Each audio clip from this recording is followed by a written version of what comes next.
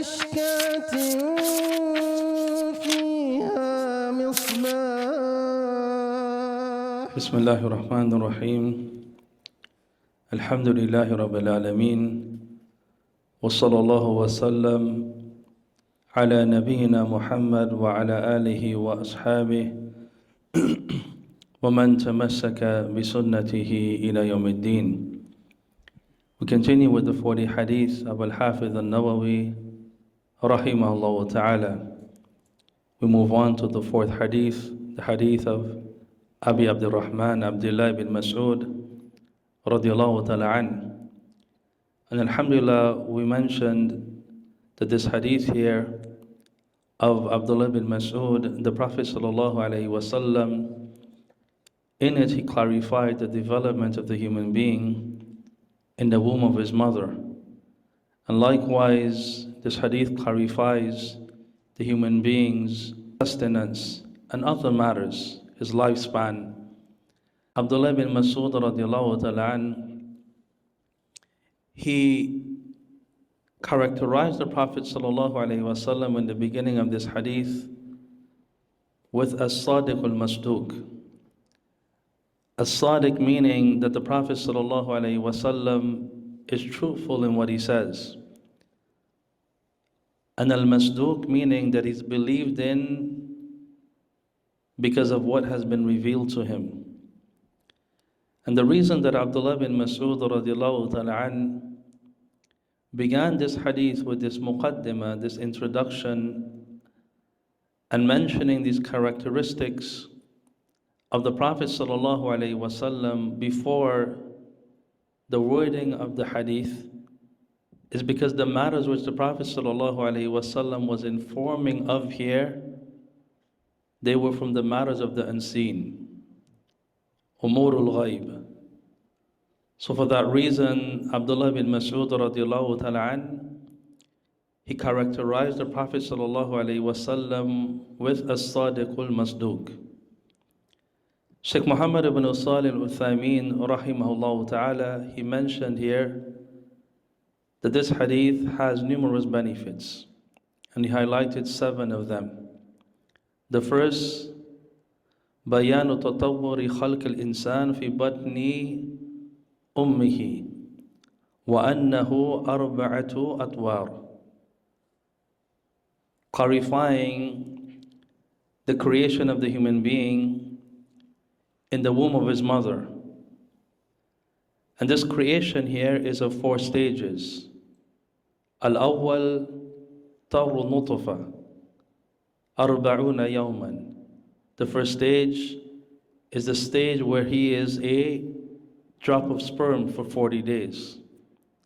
Wathani tarru al-alaqati arba'una yawman. Is the stage where he turns into a clot of blood. وَالثَّالِث طَرُّ الْمُضْغَةِ أَرْبَعُونَ يَوْمًا. The third is when he forms into a lump of flesh. And the fourth, طَرُّ الْأَخِيرِ بَعْدَ نَفْخِ الرُّوحِ فِيهِ. This is the stage where the soul is blown into that fetus.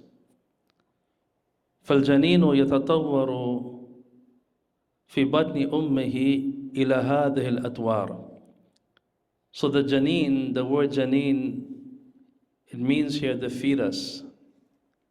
So the janeen develops in the womb of his mother in these 4 stages. This is the first benefit. The second benefit, which Sheikh Muhammad ibn Salih al-Uthaymin mentioned, أن الجنين قبل 4 أشهر لا يحكم أنه إنسان حي. That the fetus here, before reaching 4 months, it is not ruled as a living human being. وبناء على ذلك لو سقط قبل تمام 4 أشهر فإنه لا يغسل ولا يكفن ولا يصلى عليه لأنه لم يكن إنسانا بعد. So building upon this, it is legislated that if the mother has a miscarriage before completing 4 months, then this child here is not washed and not shrouded and not prayed upon. Why? Because he's not yet considered to be a human being. After the 4 months, then it is legislated that the child is washed, shrouded, and prayed upon. The third benefit which Sheikh Muhammad bin Salih al-Uthaymeen mentioned here, أن الأرحام ملكا موكلا بها. As it relates to the wombs, then Allah Tabaraka wa Ta'ala has appointed an angel. And this is based on the statement of the Prophet sallallahu alaihi wasallam, ثم يرسل إليه الملك أي الملك الموكل بالأرحام. The Prophet sallallahu alaihi wasallam, he mentioned in the hadith that an angel is sent, meaning after the 4 months. And that angel, what does he do? He blows life. He blows the soul into that human being. So based on these words of the Prophet sallallahu alaihi wasallam, this benefit here is that Allah Tabaraka wa Ta'ala, He has appointed an angel that is responsible for the wombs. The fourth benefit, أن أحوال الإنسان تكتب عليه وهو في بطن أمه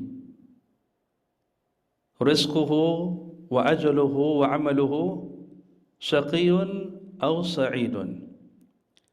Is that the circumstances of the human being, his conditions, is written for him while he is in the womb of his mother.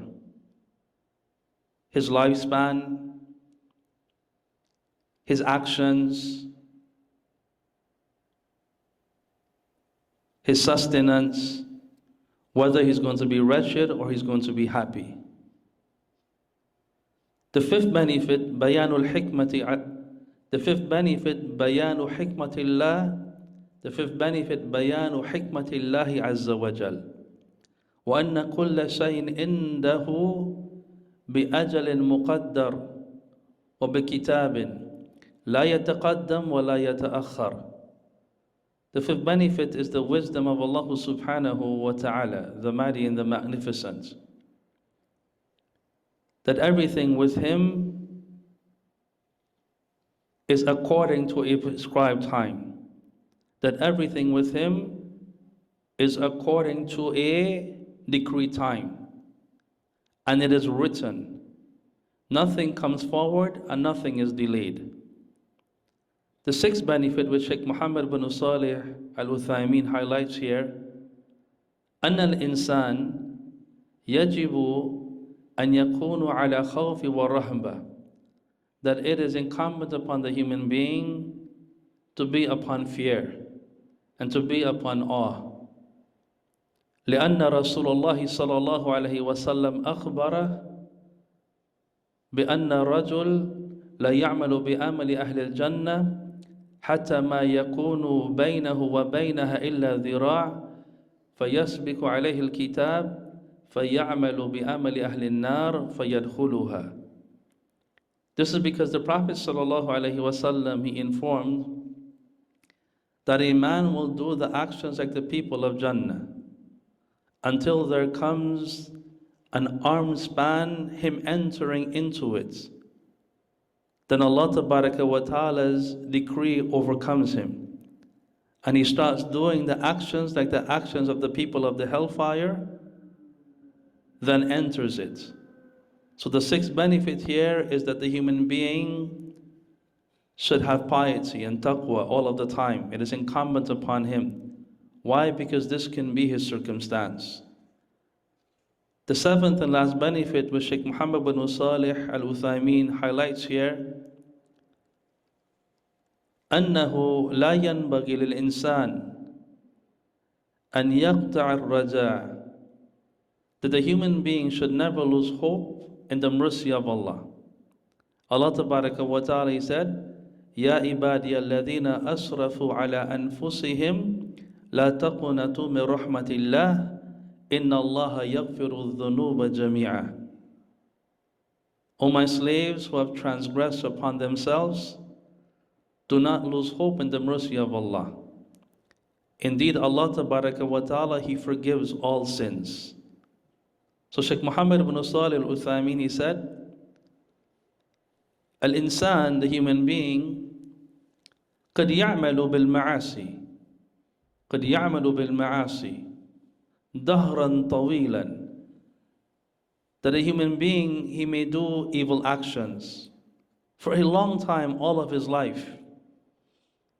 ثم يمن الله عليه بالهدى فيقتدي في آخر عمره. Then Allah Tabaraka wa Ta'ala grants him the gift of tawfiq and directs him, guides him towards guidance in the end of his life. So never should the human being lose hope in the mercy of Allah Tabaraka wa Ta'ala. And this is that which we wanted to highlight as it relates to this fourth hadith here in the collection of Al-Hafiz al-Nawawi, the hadith that is collected by Imam al-Bukhari and Imam Muslim in the authentic collections, narrated by Abi Abdurrahman, Abdullah ibn Mas'ud radiallahu ta'ala an. We ask Allah Tabaraka wa Ta'ala to grant us His success and to make us from those that are consistent upon righteous deeds, and to make our hearts receptacles to everything that He loves and is pleased with. And most importantly, we ask Him Tabaraka wa Ta'ala by His beautiful names and His lofty and excellent attributes to give us all husnul khatima, a good ending. Barakallahu feekum. وسبحانك اللهم وبحمدك أشهد أن لا إله إلا أنت أستغفرك وأتوب إليك.